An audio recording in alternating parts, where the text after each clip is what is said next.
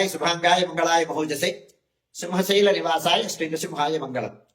శ్రీ శ్రీ శ్రీ వరాహలక్ష్మీ నృసింహస్వామి వారి సన్నిధానంలో భక్తులందరూ ఎప్పుడా ఎప్పుడా ఎప్పుడా అని ఎదురు చూస్తున్నటువంటి నిజరూప దర్శన సేవా భాగ్యాన్ని అనుగ్రహించినటువంటి దివసం ఇవాడే, ఏప్రిల్ 30వ తారీఖు. ఈ రోజున తెల్లవారుజామున అంటే రాత్రి 1 గంటకు వైశాఖ శుద్ధ తదియ బుధవారం రోహిణి నక్షత్రం రాత్రి 1 గంటకు సుప్రభాతం. సుప్రభాతం అయిన తర్వాత విశ్వక్సేనారాధనం పుణ్యాహవాచనం అయిన తర్వాత పంచకలశ స్నపన తిరుమంజనం కోసం ఆవాహనం ఆరాధనం అయిన తర్వాత ఋత్విగ్వరణం ఉత్సవాంగీకారం అయిన తర్వాత స్వామివారి సన్నిధానంలోకి ప్రవేశించి చందనోత్తరణం. చందనోత్తరణం అయిన తర్వాత స్వామికి అభిషేకం పంచామృతాభిషేకం అలంకారం అయిన తర్వాత ఆరాధనం శీతలోపచారములు నివేదనం మంగళ నీరాజనం అయిన తర్వాత ఈ కార్యక్రమం అంతా సుమారుగా 3-3:30 గంటల వరకు కొనసాగుతుంది. ఇదైన తర్వాత ప్రప్రథమంగా మహారాజా వారి దర్శనం అయిన తర్వాత విశిష్ట అతిథుల దర్శనం. సుమారుగా 3:30 గంటల ప్రాంతం నుంచి సర్వదర్శనం ఆరంభమవుతుంది. నిజరూప దర్శనం సింహాద్రినాథుడు కుందాభ సుందర తను పరిపూర్ణ చంద్రబింబానుకాని వదన అని చల్లనైనటువంటి స్వామి సింహాద్రి అప్పన్న నిజరూప దర్శనం లభింపబోతోంది. దర్శించండి. ఆ రోజు తెల్లవారుజామున సుమారు 3:30 గంటల నుంచి రాత్రి 7 గంటల వరకు సరళ దర్శనం కొనసాగుతుంది. సాయంకాలం సమయంలో ఆ భోగమంటపంలో ఆసాదనం చేయబడినటువంటి అష్టోత్తర శతకలశ స్నపన తిరుమంజనం కోసమని అష్టోత్తర శతకలశ మంటప ఆవాహనము ఆరాధనము జరుగుతుంది. విశ్వసేన ఆరాధనం పుణ్యాహవచనం అయిన తర్వాత ఆవాహనం ఆరాధనం అయిన తర్వాత సుమారు రాత్రి 8 గంటల ప్రాంతంలో స్వామికి అష్టోత్తర శత కలశాభిషేకం ఆరంభమవుతుంది.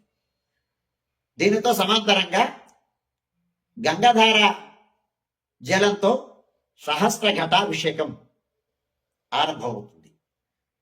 ఈ కార్యక్రమం అంతా సుమారు 8 గంటల నుంచి 11:30-12 గంటల వరకు కొనసాగుతుంది.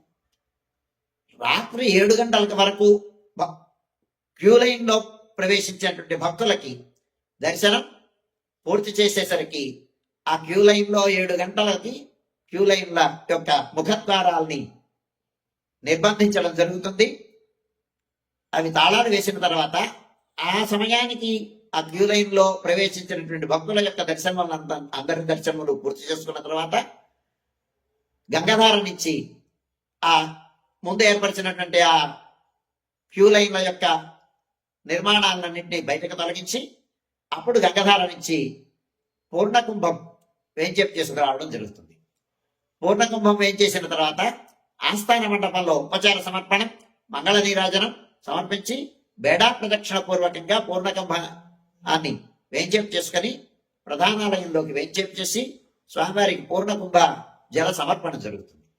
అయిన తర్వాత అప్పుడు స్వామికి విశేషమైనటువంటి ఆరాధన శీతలోపచార సమర్పణం జరిగిన తర్వాత అప్పుడు సుమారుగా ఈ కార్యక్రమం అంతా 2 గంటలు అవుతుంది.